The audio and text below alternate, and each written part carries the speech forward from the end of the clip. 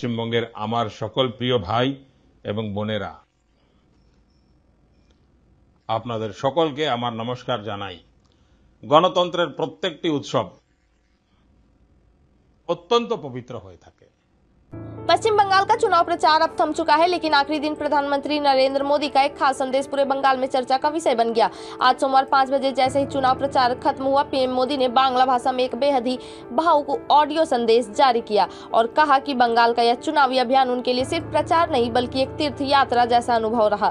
जी हाँ, प्रधानमंत्री नरेंद्र मोदी ने सोशल मीडिया प्लेटफॉर्म एक्स पर पोस्ट किए अपने संदेश में बंगाल की जनता को प्रणाम करते हुए कहा कि लोकतंत्र का हर उत्सव बेहद पवित्र होता है और पश्चिम बंगाल की जनता के बीच बिताया गया हर पल उनके लिए नई ऊर्जा, नई प्रेरणा और नई शक्ति लेकर आया है।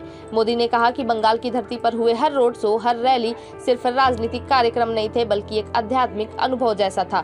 उन्होंने इसकी तुलना जनवरी 2024 में अयोध्या में रामलला की प्राण प्रतिष्ठा के दौरान महसूस हुई ऊर्जा से की। प्रधानमंत्री ने कहा कि जैसे अयोध्या में उन्हें आध्यात्मिक शक्ति का एहसास हुआ था, ठीक वैसी ही शक्ति बंगाल की जनता के बीच रहकर भी महसूस हुई।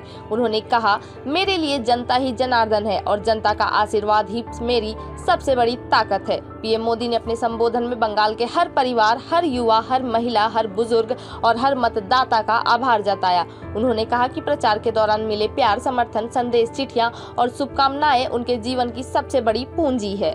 प्रधानमंत्री ने साफ कहा कि बंगाल की जनता अब विकसित बंगाल चाहती है। किसान बेहतर अवसर चाहता है, युवा रोजगार चाहता है, महिलाएं सुरक्षा चाहती है और आम जनता एक ऐसा बंगाल चाहती है जहां सुरक्षा, विकास और अवसर साथ साथ चले। उन्होंने दावा किया कि बंगाल सिर्फ एक राज्य नहीं बल्कि भारत की सांस्कृतिक, बौद्धिक और राष्ट्रीय चेतना का महत्वपूर्ण केंद्र है और इसका उज्जवल भविष्य पूरे देश के लिए जरूरी है।